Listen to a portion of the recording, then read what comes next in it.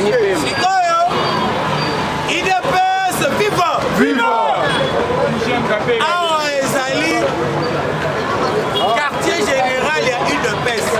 Soko ye kotelema na biso awa esengeli ozongisaka baslogan na biso. Boye to boye te. IDPS, viva! Viva! IDPS, viva! Viva! Parlement de Boumango Matete, viva! Viva! Viva! Viva! Tshisekedi, héros national, Félix, chef de l'État, béton, béton, béton, plus que béton. Voilà, toye pour la Colombie la mboka na biso, mais pour la combattre la pouvoir na biso. Parce que le maintien de l'UDPS au pouvoir, et ça a fait rien biso bana UDPS. Pour que l'UDPS comme à la pouvoir, on a mis 37 ans. Pour que l'UDPS quitte le pouvoir, le minimum sera x 10. UDPS viva! Le minimum sera x 10. Néomoni, à partir à Wana, Tobani Kotala, allié sincère na biso nini, tosala nini, topesa. Mais x 10, 37 x 10, 370. Il ne passe vivant. La reine d'Angleterre, où tu as oumela, il a pouvoir. Il ne passe de oumela na pouvoir. Le temple de la démocratie. Le parti des docteurs Etienne Tshisekedi. Le parti au pouvoir. Le parti de la majorité populaire. Le parti de l'unité nationale. Le parti le mieux implanté. Le parti le plus discipliné. Gangaba.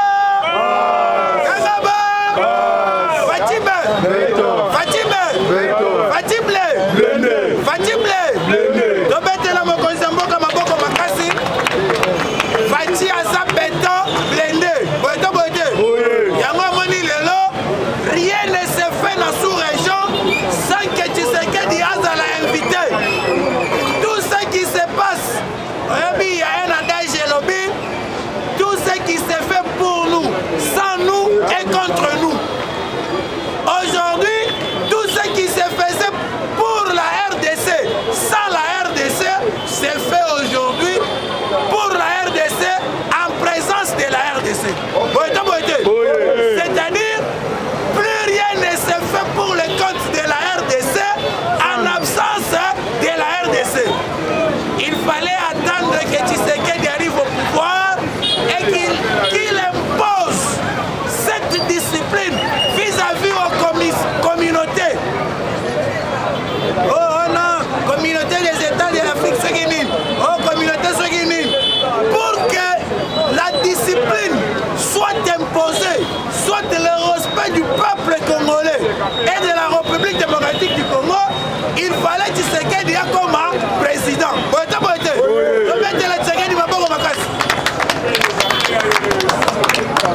Et aujourd'hui, dans la sous-région Mobimba,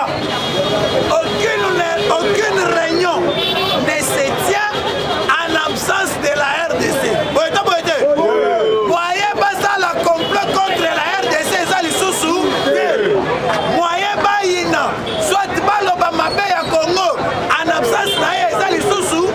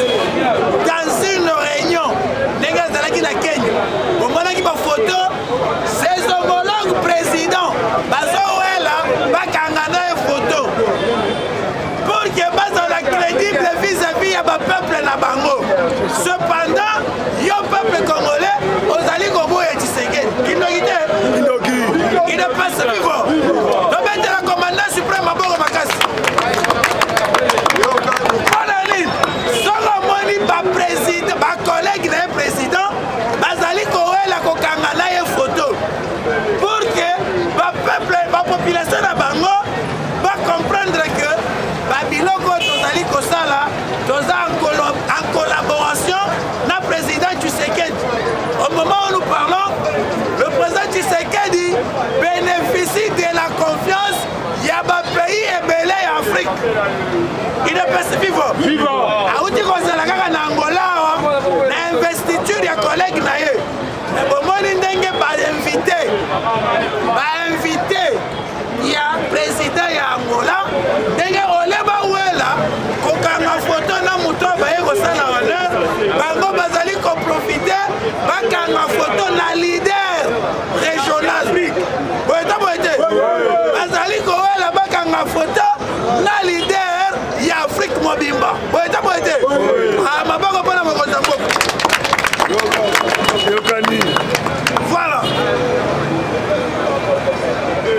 Vendredi saint, au moment où nous parlons, au Conseil des ministres, 69e depuis le gouvernement Ekotaki Basama Lukonde, 69e Conseil des ministres est allé en cours.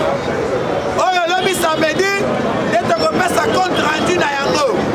Mais ce Conseil des ministres est allé dans le contexte très décisif parce que des grandes décisions sont entendues. Il ne peut se vivre. Parce que mon Konzamboka, à la poste, il y a qu'à changer ma donnée et belé pour le compte du gouvernement. Premièrement, de Bengi révision, il y a gouvernement et ça lui attendu. Et la minute, le président de la République a dans la phase, il y a réglage. Dans les derniers réglages sont en cours. Et cela va se discuter dans le Conseil des ministres. Il y a 69e Conseil des ministres qu'il préside en présentiel, c'est-à-dire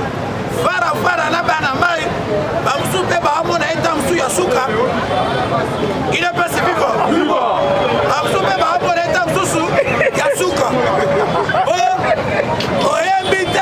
Vendredi prochain, au moment où le président na qualité na yoya qui ministre.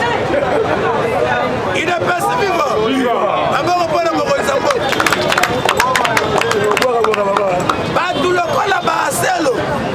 Les incompétents aguerris sont en train de voir le président pour la dernière fois. Il ne peut se vivre.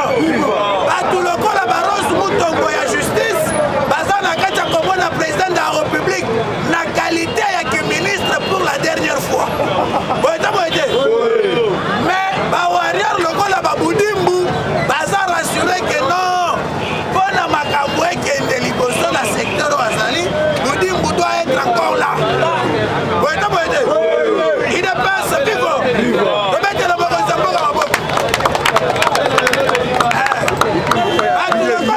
Antoinette Samba Kalambaye, Bazali Kozala rassuré que pour que le secteur minier soit respecté comme c'est le cas aujourd'hui, et Sengeli Bazala Kaka, Wana. Jean-Pierre Liaou. Il ne peut se vivre. Liaou, ce sont des warriors qui se quittent des Salini, Azana Bango, mais Bazar rassuré. Samba Kalambaye. Donc, aux hommes, lui reste à la décision du président de la République. Cependant, la décision du président de la République émane de nous, son peuple.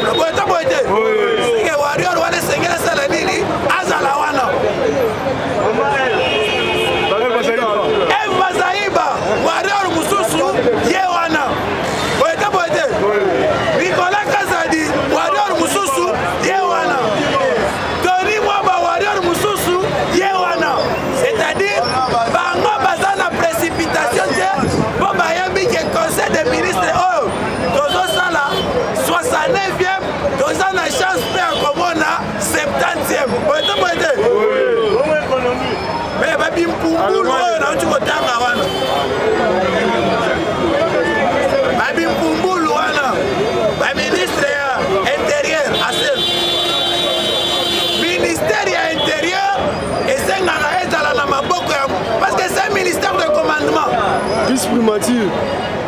Le ministère de l'Intérieur est un ministère de commandement. Bachaka pasteur Kunate. Kuna Bachaka Mutu Oyo, avant la rappel à la tombe à partir de l'élo, c'est là Oyo.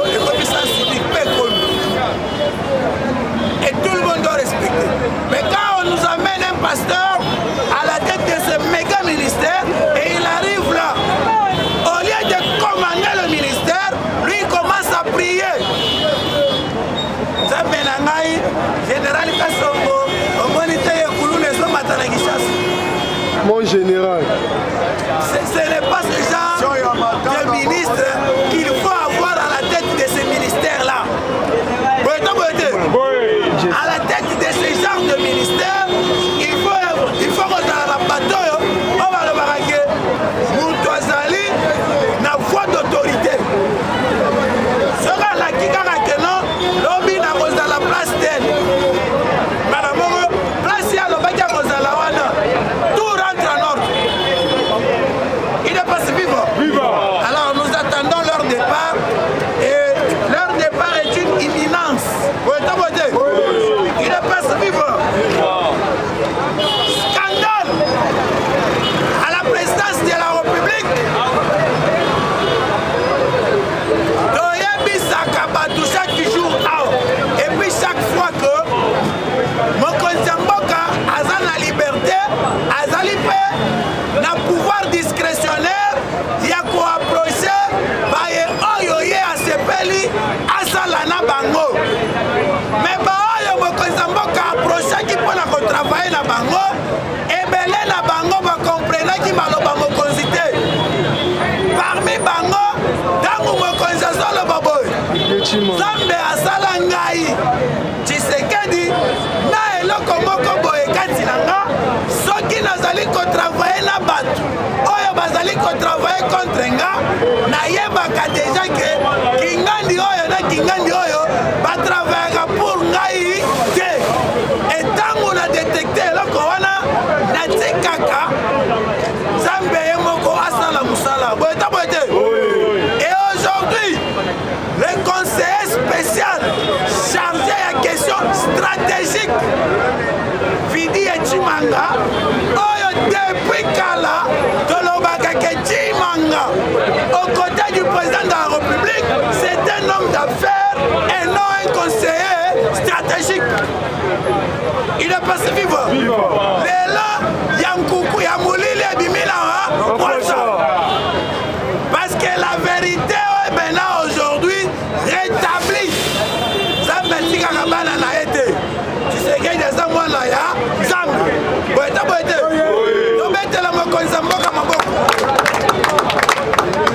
Qu'est-ce qui s'est passé? Une vidéo devenue virale et circulée dans les réseaux sociaux. Alors que Mokonzi Mboka la poste à investisseur Baya la RDC, Baya va investir, Bana Mboka tozwa misala, tozwa boye na boye, ba investisseur wana tozelaka wana, Baya kapé. Mais kokima oyo bakima, soit komona na bango oyo bamona na kate, parce que bakutana kana ba Vidi et Chimanga. Il est passé vivant. Na kata vidéo wana, Vidi et Chimanga zako yebisa ba investisseur. Oyo bayaki po ba investir avec 200 millions de dollars.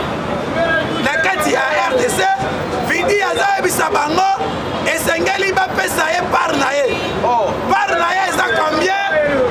20% ya 200 millions. Ba 20% ya 200 millions.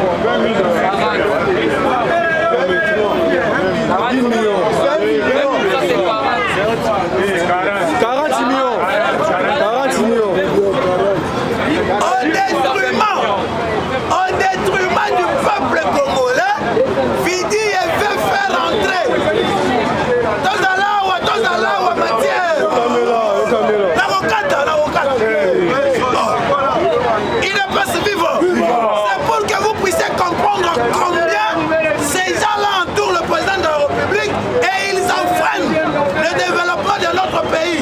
Et ils mettent en mal même les investisseurs au Bazoyak. Si quelqu'un, ces investisseurs pouvaient venir investir dans notre pays avec 200 millions de dollars et un voyou de Vidi et Chimanga, Azali Kosenga Bango, 20% il y a 200 millions. À combien plus forte raison que parmi l'entourage du président de la République, ils ont la peine à Bamoussous, oh, il y a des investisseurs, il y a 500, il y a 400, il y a ainsi de suite, mais qui n'ont pas investi tout simplement parce que bateau, il y a 5 pourcentage. Plus grave, comme si cela ne suffisait pas, Vidi est en train de confirmer dans cette vidéo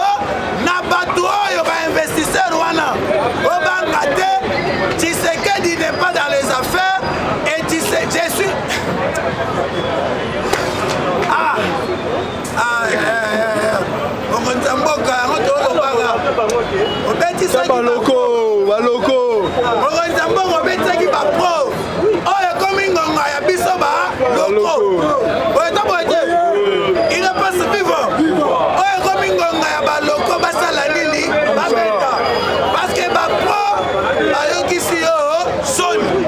Parce que Vidi et Timanga affirme ceci dans cette vidéo. J'ai financé la campagne du président de la République et aujourd'hui, si vous voulez le président, c'est moi. Vidi. Le président, c'est moi. Donc, 20% de PCO pour les comptes à président de la République et il affirme oui. Il ne peut se vivre. Pendant ce temps, voilà le communiqué de la présidence. Mon téléphone.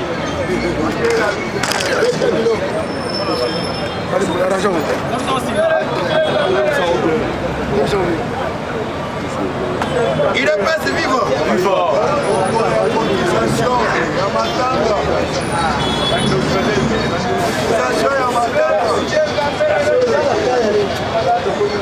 Il ne peut se vivre.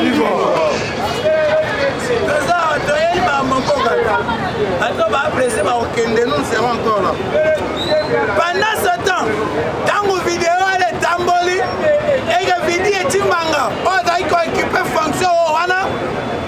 Il fallait que la présidence prenne des décisions importantes. Voilà le communiqué de la présidence.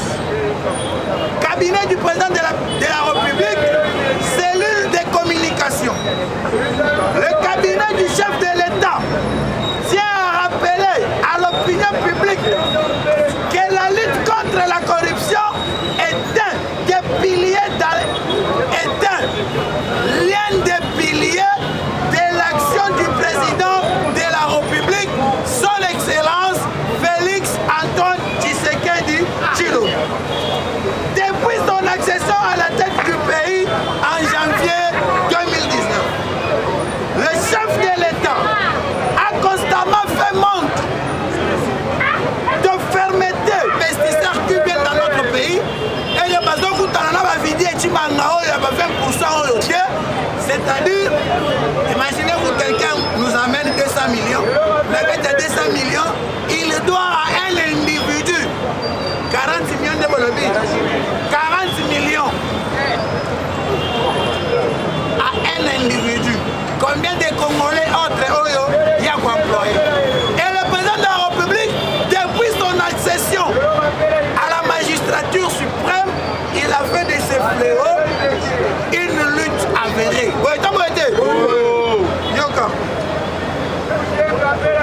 La création de l'Agence nationale de prévention et de lutte contre la corruption, APLC, la réhabilitation de l'inspection générale des finances, IGF, la dynamisation de la Cour des comptes, ainsi que le processus de digitalisation de l'administration publique en sont les preuves tangibles.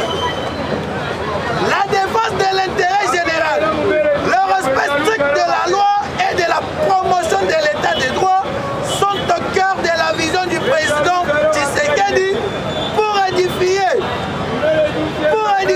une justice sociale profitable à tous les Congolais.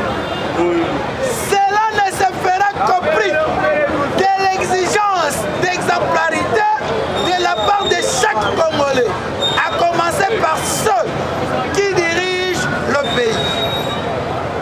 Le communiqué continue. Toute personne a un déplace à Malongé Bani. Il ne peut se vivre. Parce que il suffit quand je suis en colère, tu sens que je suis en colère. Mais c'est que tu as là,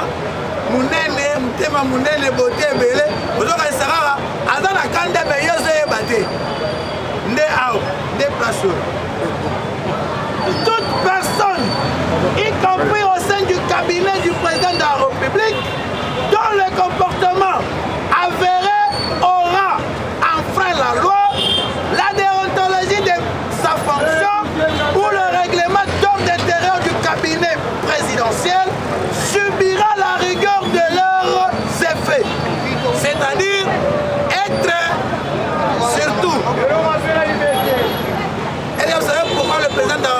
si lelo atikala konommé membre ndeko na ya famille la cabinet parce que rigueur oyo moko aza nango.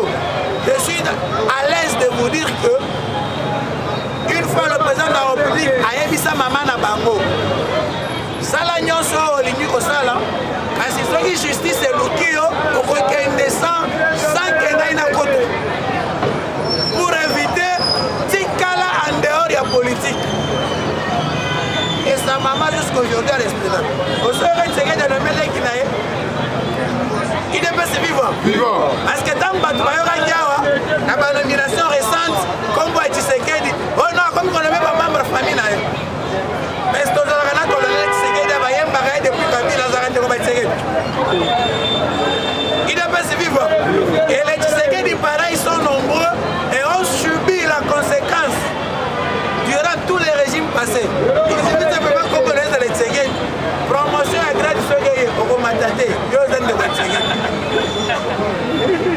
Bon, ce qu'on attend, il devrait pas être Tshisekedi, doit avoir le président. Ce qu'on m'a dit, c'est pas ma maison. Il ne peut se vivre. Et au moment où nous parlons pour terminer, subira la rigueur de leurs effets. Signé cellule de communication présidentielle, Eric Lindou Kibambe, directeur. Dans mon communiqué, parce qu'il s'agit de subir la rigueur de la loi, Malamoko Ndegovidi a Salinini a démissionné. Il n'est pas vivant. Et le corps a pris voie à démission. Premièrement, nous appelons ça une bravoure. Seconde fois, nous allons cause de la justice. Et ça, la moussala Nayango. Vous êtes que démissionner, le mot infraction, parce que c'est là. Le code pénal de notre pays livre de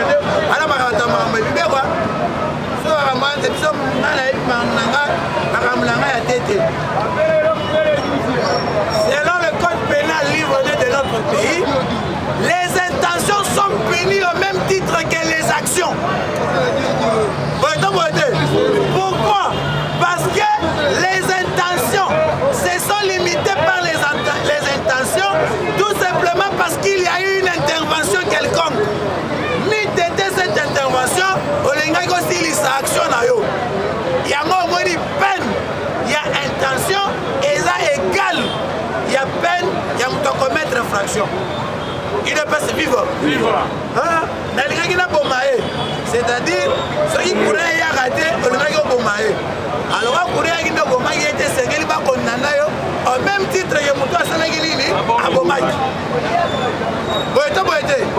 Et ici, il y a une tentative de corruption et Sengeli Tomon a dit condamné au même titre que l'action de corrompu. Il ne peut se vivre.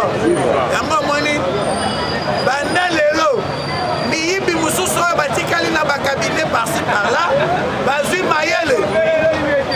Donc, bon bateau, vidéo, bateau sur la bango, pour la bango, ici, va contrôler les bango, Mazalagi n'a pas remonté, va filmer l'amour. Donc, on est malade, il va veste un bouton caméra.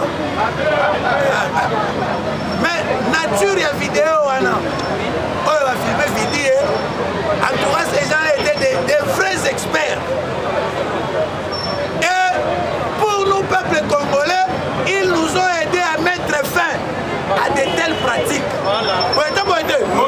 Il ne peut se vivre. Yango Moni, n'importe quoi, dans les après-midi ici,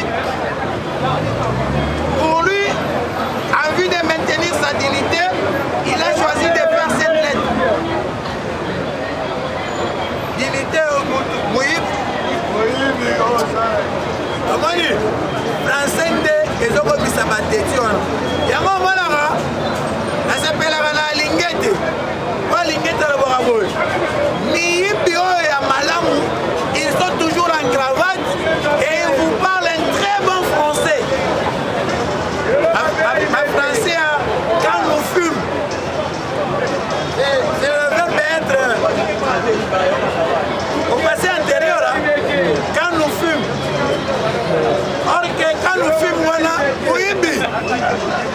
Voilà un autre voleur qui a démissionné aujourd'hui. En tout cas, c'est une culture que notre pays est dans la montée. Il y a des démissions. Il y a des voleurs qui continuent à s'accrocher dans le pouvoir de Bamou. Objet, démission du conseil spécial. Excellence, monsieur le président de la République. Suite au scandale suscité par l'article de l'OCCRP daté du jeudi 15 septembre 2022, je me vois dans l'obligation éthique à Mouibi. Éthique à Zana, éthique à Mouibi.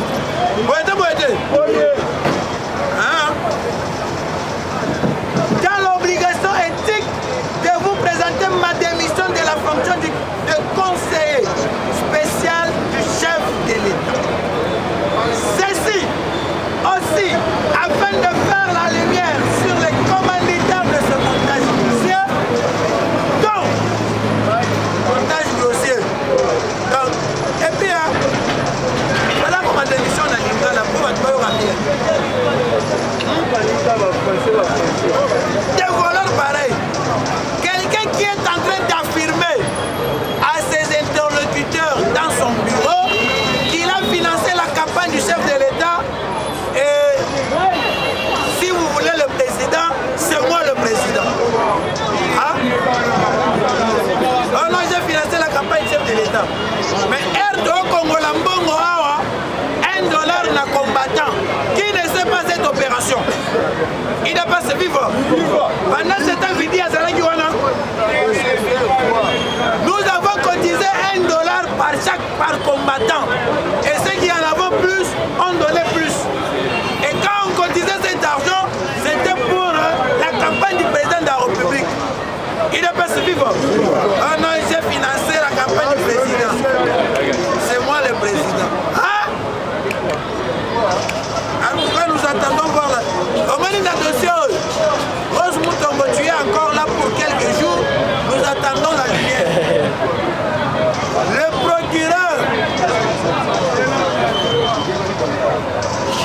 procureur de la République n'a pas intérêt à causer là. Il n'est pas tout baillé ton stimulation pour qu'il y ait la mouka. Nous attendons immédiatement et rapidement la réaction. Il y a le procureur de la République qui doit se saisir de ces dossiers. Il n'est pas vivant. Même si Vidi et Tumangave nous mentir ici, il y a un enregistrement de plus de 2 heures. Autre que ce qui a été dit dans la vidéo, on a sorti ces propos dans leur contexte. La justice doit nous éclairer dans ces dossiers. Il n'est pas ce vivant. Yoga Mouib. Ceci aussi, afin de faire la lumière sur les commanditaires de ce montage grossier, dont nous détenons un enregistrement qui contredit le sens qu'ils ont voulu donner à mes propos sortis de leur contexte. Par ailleurs, Excellence, Monsieur le Président de la République, chef de l'État, permettez-moi de vous assurer qu'en aucun cas je n'ai cessé de défendre votre vision quant à la lutte contre la corruption ainsi que les antivaleurs qui ont trop longtemps gangréné notre nation. C'est-à-dire, pour vous dire, lutter contre cette mauvaise pratique, et Zalaki, par Nanga et Zaya, combien? C'est ça sa façon de lutter. Il est pas si vivant.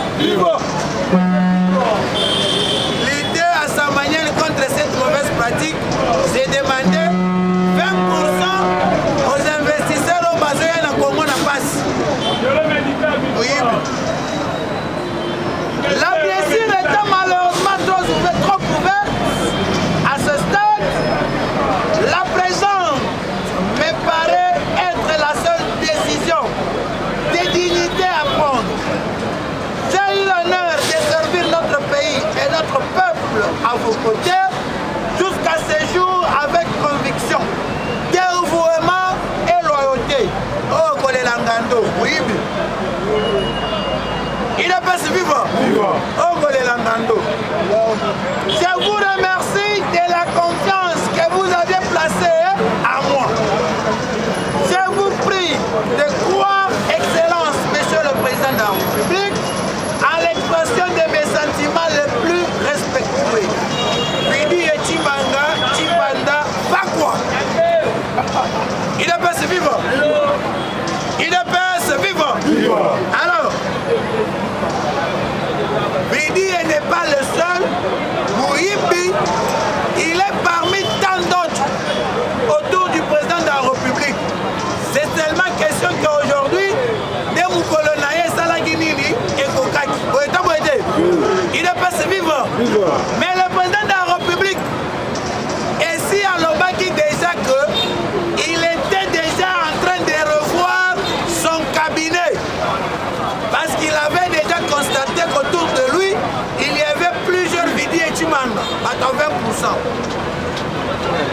Et incessamment, on voyait qu'à ordonnance, pour que le cabinet chef de l'État soit remanié, alors on a nous pro ana, achana nous bisope ba loco. Tant que bisope ba loco, donc la musique à la président de la République, plus particulièrement, tant que le président de la République ne sera pas entouré des membres de l'IDPS, c'est-à-dire ces gens-là ne vont pas reconnaître le combat des combattants que nous sommes. Il n'est pas vivant. Et c'est autour du président de la République, les combattants basala parce que les combattants ont un terrain. La diaspora, ils ont noté, ils ont financé, ils ont dans la banque, personne et l'équipe. Et comme il y a que mon consamboka à se faire entourer, la bateau va y gaz lacrymogène. Il n'est pas vivant. Et c'est un peu comme ça, entouré de bateau va y gaz lacrymogène. Pour que il nous a coûté ceci, cela. Gaz lacrymogène, si vous voulez déposer candidature à président de la République, toujours contre gaz lacrymogène. Et lorsqu'il faut, et puis il y a un ici, alors qu'un président de la République, pour que à pousse à mission musique. Cette fois-ci, heureusement, dans mes pas là, dans ma juste. Il est pas vivant. Voilà, on continue l'actualité. Construction des maisons des militaires à Massissi. Après avoir réuni ma condition, le matériel est qui consomme la moussala et c'est qui bat tongela. Les militaires na biso bandak soit ba kamoko boye oyo ekozala na ba norme alobaki na bino awa soki ezala bato lukuta bapartenaire ya lukuta na RDC ezalaki baaméricain. Il est pas vivant. Ayaki awa balobi que non, ils vont former les militaires congolais. Où en sommes-nous avec cette formation? Les États-Unis vont construire des casernes pour les militaires congolais. Donc, comme il y a un projet, ces gens-là, ils na RDC, ils ont mis conteneurs, ils ont vendre un conteneur. Donc, lorsqu'il va falloir partir, il y a un conteneur dans la tête, et Tigali Nango, Bogokatango est comme soutien à la police. Il est pas vivant. Il est pas vivant. Pendant ce temps, d'autres partenaires, attends ceux qui bazon kende, bazon tige la bilo atta kite nyanzela, bazon tige la bilo atta fokon, oyo zo kende boto ki ma lobi, fokon eza œuvre, il y a l'Union européenne, eza œuvre, il y a pays songolo paka, na États-Unis atta pharmacie, ceux qui pharmacie est à ce que eza tête de la boulangerie. Il est pas vivant. Et aujourd'hui, pour la construction des maisons, les militaires en position, c'est-à-dire Massissi, on va devoir y créer un très grand camp militaire sur une étendue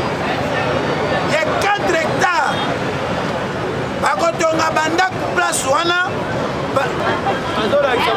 étranger.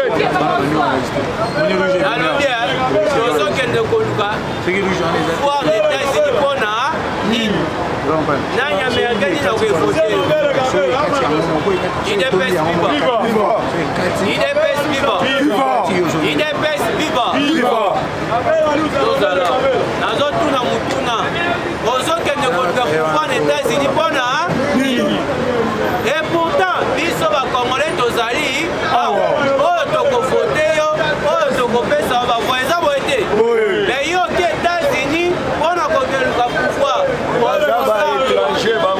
idps viva soko omoni étranger ke koluka étranger sekaza mpona mboka te olobaki na bango bakomesana lelo opposition abuo toyebi te soki bazozela bakosa bafani na bango lelo opposition ezolakisaki na biso opposition ezali mpona nini nalobi bongo biloko ezali awo makambo nyonso ya sur le terrain balabala eza vi mais bozoluka balabala te bozokeluka nini États-Unis po boyebake boza bapoliticien moko intérêt général eza boye te po soki bato wana balingaka peuple oyo basalelaka mais bazosala négociation na peuple tozalaki na pe Tshisekedi awa le père akofanda aza na besoin solo na bayiboka aza na besoin solo na peuple congolais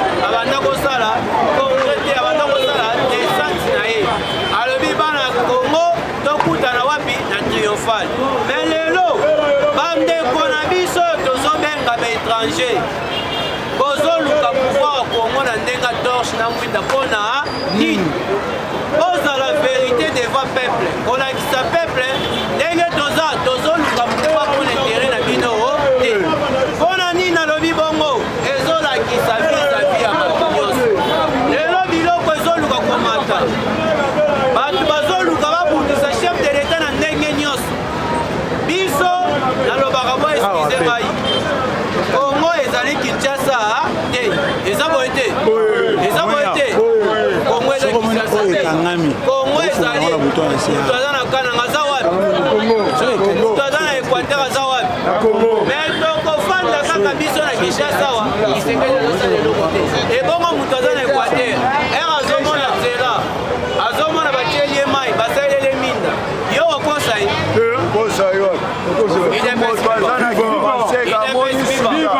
sikoyo biso tokulaka kaka biso na Congo eza Kinshasa moto akosa yo te awa soki bavote massivement ebongo soki deja kaka Équateur kaka ntango osidiki bavote moto ayebaka yo moto ya Kinshasa okwei